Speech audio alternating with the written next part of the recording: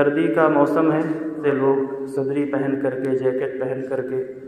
شیروانی وغیرہ پہن کر کے آتے ہیں، تو ایسی صورت میں کہ آپ نے اندر سے کرتا یا شرٹ وغیرہ کچھ پہنی ہوئی ہو، اوپر سے جیکٹ یا صدری یا کوئی بھی چیز آپ نے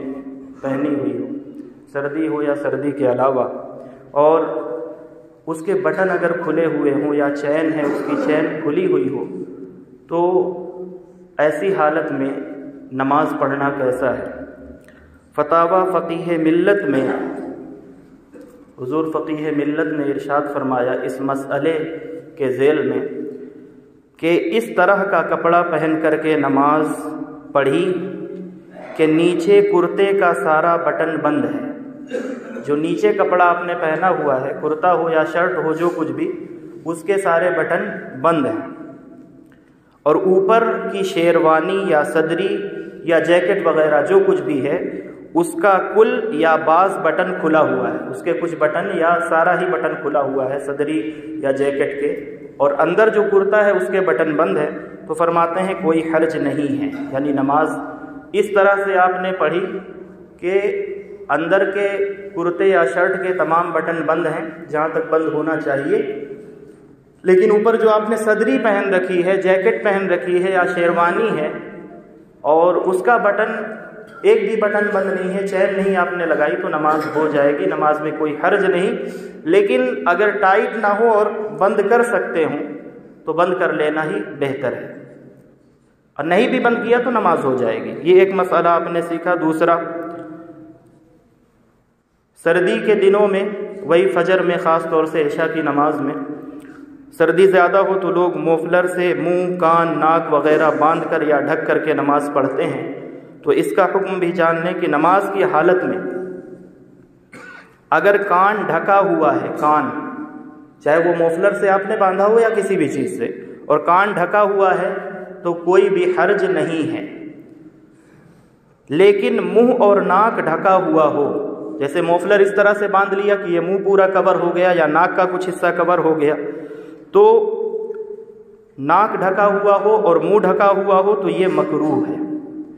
یعنی کان ڈھکنے کی، کان باندھنے کی سردی سے بچنے کے لیے اجازت ہے، لیکن منہ یا ناک اگر آپ نے کور کر کے نماز پڑھا تو نماز مکروہ ہے۔ اب وہ چاہے موفلر ہو، چادر ہو یا کوئی بھی چیز ہو، یعنی ناک نہیں ڈھکنا ہے اور منہ نہیں چھپانا ہے، اور موفلر اگر باندھنا ہے یا کوئی چیز باندھنی ہے تو اس طرح سے باندھا جائے کہ آپ کا ناک اور منہ کھلا ہوا ہو، اور اگر یہاں سے لے کر کے جاتے ہیں تو بہرحال یہ داڑھی کا جو حصہ ہے اس کے نیچے سے وہ کپڑا آپ کا چادر ہو یا جو کچھ بھی ہو اس کے نیچے سے جائے، اس کے اوپر نہ آئے، یعنی منہ کھلا رہنا چاہیے۔ تو یہ دوسرا مسئلہ کہ منہ اور ناک کھلا ہوا ہونا چاہیے، اور کان سردی کی وجہ سے یا کسی بھی وجہ سے آپ بند کر سکتے ہیں۔ اس میں ایک ایکسیپشن ہے، جس طرح کے کورونا کے ٹائم پر ماسک کا مسئلہ تھا، چونکہ کورونا ایک بیماری تھی اور ایک حرج تھا، تو ایسی خاص صورتحال میں کہ کسی کو کوئی تکلیف ہے، کوئی بیماری ہے، کچھ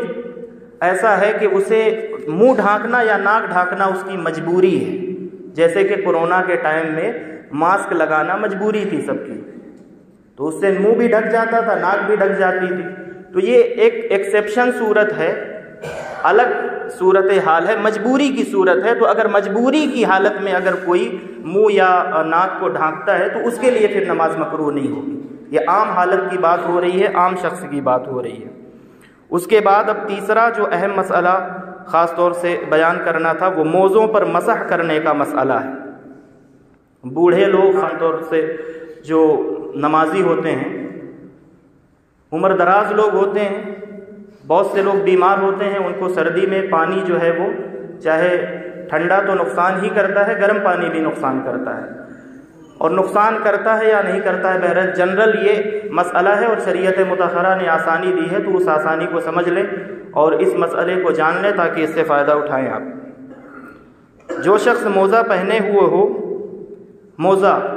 اب وہ موزہ کون سا ہوگا، کیسا ہوگا، وہ ساری تفصیلات آپ توجہ کے ساتھ سنیے گا۔ جو شخص موزہ پہنے ہوئے ہو وہ اگر وضو میں بجائے پاؤں دھونے کے مسح کرے تو یہ جائز ہے، तकरीबन ये 80 अहादीस से 80 हदीसों से ये मोज़ों पर मसह करना, चमड़े वाला मोज़ा, जो ऊन का मोज़ा या सूती का मोज़ा जो आम तौर पर हम जूतों के साथ पहनते हैं वो वाला मोज़ा नहीं, चमड़े वाला मोज़ा, उसकी बात हो रही है, जिसे अरबी में मस्ह अलल खुफ़ैन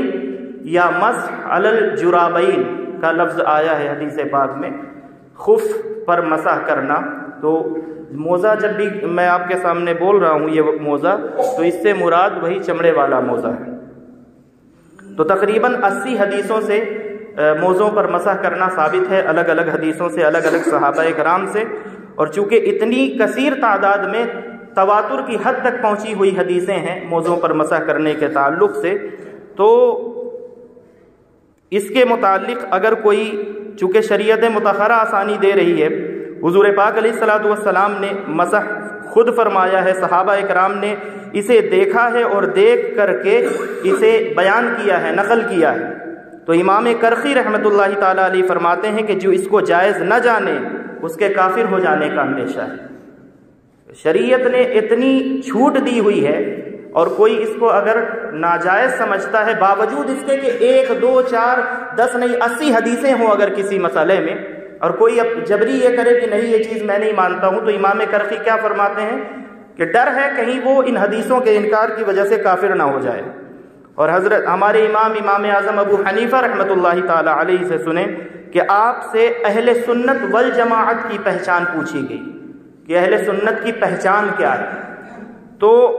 कूफा को अपने जहन में रखते हुए, चूँकि कूफा जो है वो शियों का, राफजियों का गढ़ था, तो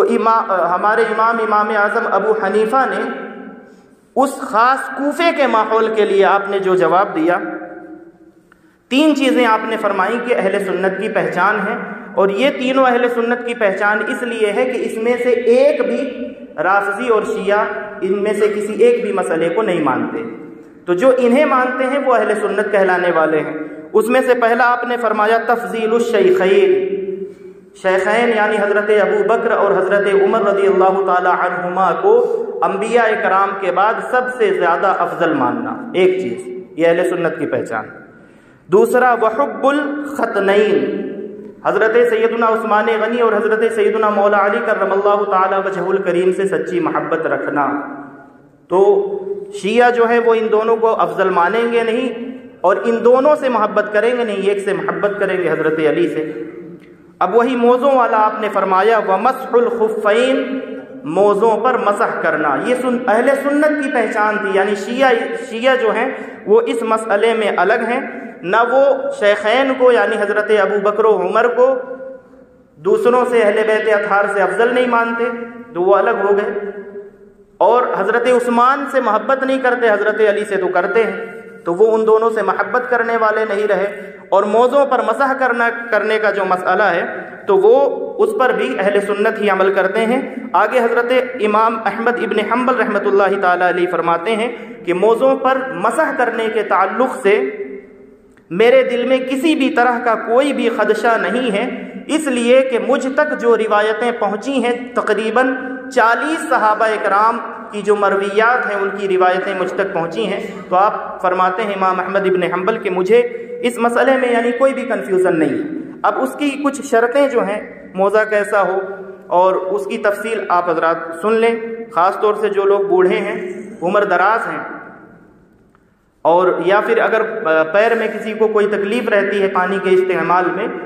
और नमाज भी पढ़ना है, तो इस आसानी को जो शरीयत मुतहरा ने आपको दिया है, इस मौसम में ख़ास तौर से इस आसानी से फ़ायदा उठाएं। जिस शख्स पर गुस्ल फ़र्ज़ है वो मोज़ों पर मसा नहीं कर सकता। इन तफसीलात को यानी जो शराइत हैं कि कैसे करना है, कब करना है और कितनी देर तक वो मसा काम करेगा, वो पूरी चीज़ें मैं तकरीबन इसको कवर करने की कोशिश करता हूँ। आप बस तवज्जो रखें कि जिस पर गुस्ल फ़र्ज़ है, गुस्ल फ़र्ज़ हो गया, अगर किसी पर गुस्ल करना वाजिब हो गया तो वो मोज़ों पर अब मसा नहीं कर सकता है।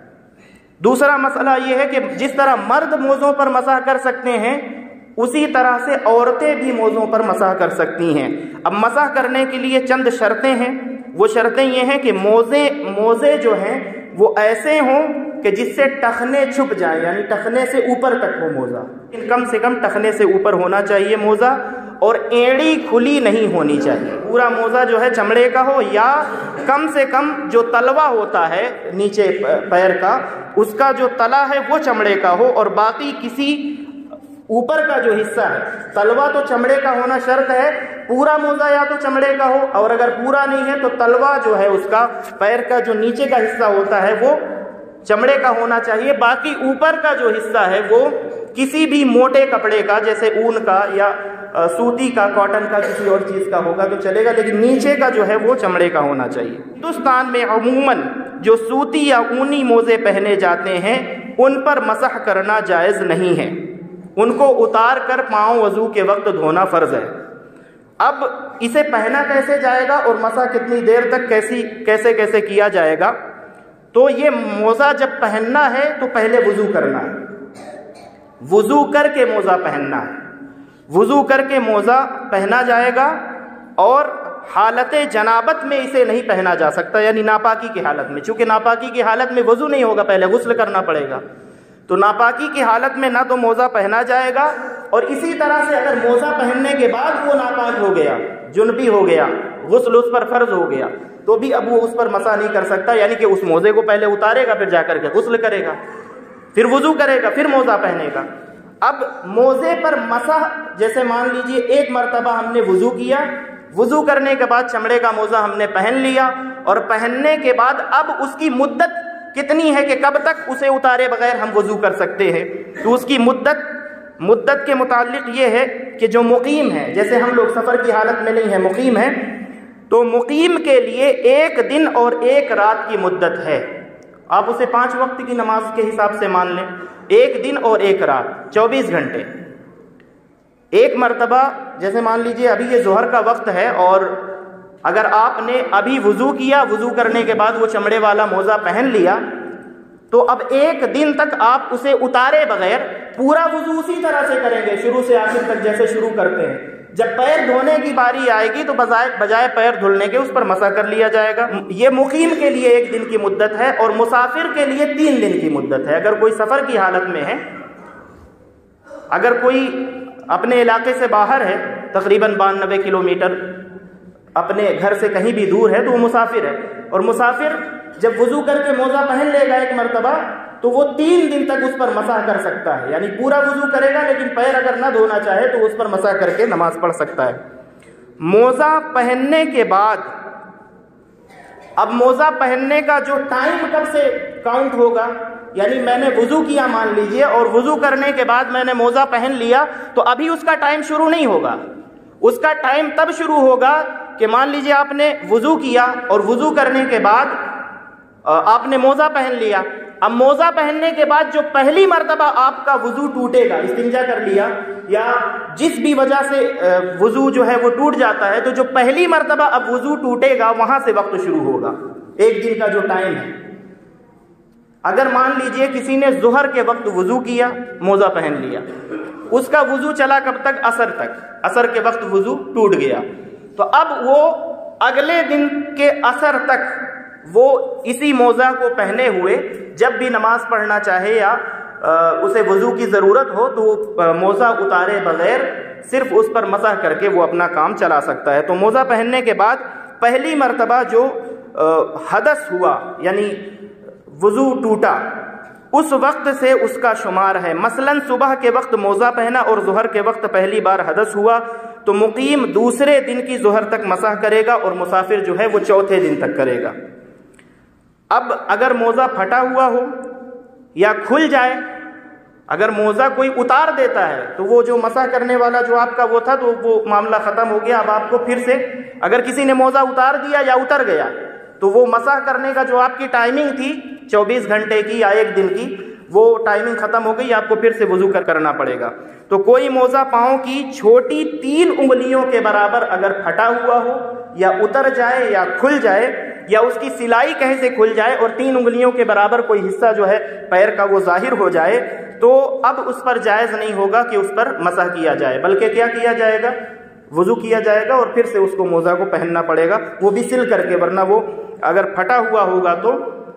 اس پر مسح درست نہیں ہوگا. پھٹا ہوا جو موزہ ہوگا اگر، تو ٹخنے سے اوپر اگر جو پھٹا ہوا حصہ ہے اس کی بات نہیں ہو رہی ہے، ٹخنے کے نیچے کا جو پھٹا ہوا حصہ ہے وہ شمار ہوگا۔ یہ اس کے احکام اور مسائل ہو گئے۔ اب حضرت سیدنا مغیرہ ابن شعبہ رضی اللہ تعالی عنہ کی سنن ترمذی سے ایک حدیث پاک بالکل شارٹ میں 98 نمبر حدیث پاک ہے، وہ کہتے ہیں کہ میں نے حضور پاک علیہ الصلوۃ والسلام کو دیکھا یمسح علی الخفین علی ظاہرہما، مسح کرنا، موزے پہ مسح کرنا کہاں پہ ہے؟ پورا موزہ میں کرنا ہے، اوپر کرنا ہے، نیچے کرنا ہے؟ تو حضرت مغیرہ ابن شعبہ فرماتے ہیں کہ میں نے حضور پاک علیہ الصلوۃ والسلام کو جب موزوں پر مسح کرتے دیکھا، چمڑے والے موزے پر، تو وہ حضور پاک علیہ الصلوۃ والسلام اس کے ظاہر پر یعنی اس کے اوپر کرتے تھے۔ یعنی مان لیجئے کہ یہ پیر ہے آپ کا، یہ نیچے کا حصہ ہے، تو یہاں مسح نہیں کرنا ہے، اس کے اوپر مسح کرنا ہے، اوپر کے حصے پر حضور پاک علیہ الصلوۃ والسلام مسح فرمایا کرتے تھے۔ تو یہ حدیث پاک بھی میں نے آپ کے سامنے پیش کر دی۔ ایک دو بہت ہی تیزی کے ساتھ اور مسئلے ہیں، وہ بھی آج ہی کور ہو جائیں، تو آپ حضرات توجہ رکھیں۔ اب دیکھیں کہ میں نے آپ کو شروع میں بتایا ہے موفلر یا کان باندھنے کا، اب اس سے کان تو چھپ گیا۔ اب بعض لوگوں کو یہ شبہ پیدا ہوتا ہے کہ کان تو چونکہ چھپ گیا ہے تو کان کی لو تک ہاتھ اٹھانا ہے، تو اب لوگوں کو اس سے شبہ ہوتا ہے، یا کسی نے موزہ پہن لیا ہے۔ تو ایک مسئلہ آپ نے یہ بھی معلوم ہے آپ کو کہ انگلیاں جو ہیں وہ زمین پر سجدے کی حالت میں لگنی چاہیے۔ تو اب شبہ یہ پیدا ہوتا ہے کہ موزہ پہن لیا تو زمین پر انگلی کہاں سے لگے گی، یا موفلر سے کان باندھ لیا ہے تو ہاتھ جو ہے وہ اٹھائیں گے تو کان کی لو تک ہاتھ کہاں لگے گا۔ تو یہ یاد رکھیں کہ یہ جو جگہیں بتائی گئی ہیں کہ آپ کو تکبیر تحریمہ کے وقت جو ہے ہاتھ اٹھانا ہے کان کی لو تک، تو وہ جگہ بتائی گئی ہے کہ کہاں تک اٹھانا ہے، کان کی لو میں ٹچ کرنا کوئی ضروری نہیں ہے۔ اسی طرح سے یہ جو موزے کے لیے انگلیوں کا جو مسئلہ ہے وہ زمین پر لگیں گی، موزے کے اندر سے لگیں گی، موزے کے اندر سے لگیں گی یا باہر سے لگیں گی، اس میں کوئی وہ نہیں ہے۔ اس کے لیے ایک حدیث پاک حضرت سیدنا عبداللہ ابن عباس کی کہ آقائے کریم صلی اللہ تعالیٰ علیہ وسلم کو اللہ تعالیٰ نے، صحیح بخاری کی روایت ہے 809 نمبر، کہ اللہ تعالیٰ نے حضور پاک علیہ الصلوۃ والسلام کو 7 ہڈیوں پر سجدہ کرنے کا حکم دیا۔ حضور کو دیا یعنی سب کو دیا، حضور کے ذریعے سے، حضور ہی کے طریقے پر ہم سجدہ کر رہے ہیں۔ تو اب آپ دیکھیں کہ 7 ہڈیاں کون کون سی ہیں۔ ایک تو یہ ہو گئی پیشانی، اور اسی کے ساتھ ملا کر کے یہ ناک، یہ ایک شمار کی گئی ہے۔ اس کے بعد یہ دونوں ہاتھ کی ہتھیلیاں جو ہیں ہڈیاں، یہ 2، دونوں گھٹنے 4، اور دونوں پنجے 6، اور یہ سر کا جو یہ حصہ ہے یہ 7۔ تو اب اس میں سے دیکھ لیں کہ گھٹنا جو ہے حضور نے کیا فرمایا کہ مجھے حکم دیا گیا اللہ تعالیٰ کی جانب سے کہ 7 ہڈیوں پر میں سجدہ کروں۔ تو اب ماتھا تو زمین پر لگ رہا ہے ڈائریکٹ، لیکن گھٹنا تو نہیں لگتا زمین پر، گھٹنا تو ہمیشہ پیجامہ کے پینٹ کے اندر نہ ہوتا ہے۔ تو بتانے کا مقصد یہ ہے کہ اس سے کنفیوز نہ ہو کہ اگر آپ نے موزہ پہنا ہوا ہے تو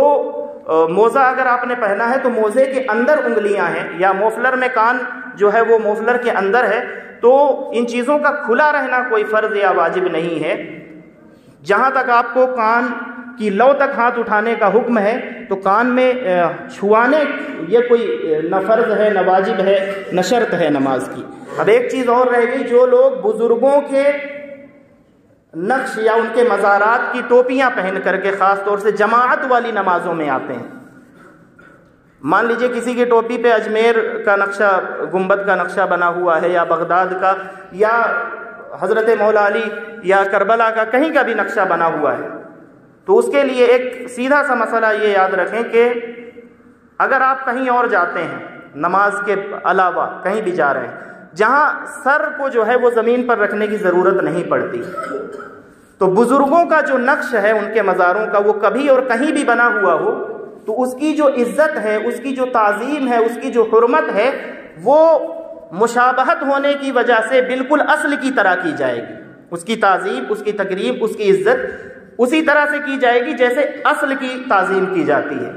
تو اس لیے اگر آپ اس طرح کی کوئی ٹوپی لگا کر کے مسجد میں آتے ہیں اور نماز پڑھتے ہیں خاص طور سے جماعت والی، تو ایک تو آپ جو ہے اپنے سر کو زمین پہ رکھتے ہیں، پہلی بے حرمتی ہوتی ہے، زمین پر رکھ دیا آپ نے۔ اب آپ کے سر پر بنا ہوا ہے، خاص طور سے نالین پاک بہت سی ٹوپیوں میں بنی ہوتی ہے، تو دیکھو کمپنی جو ہے اس کو اپنا مال بیچنا ہے۔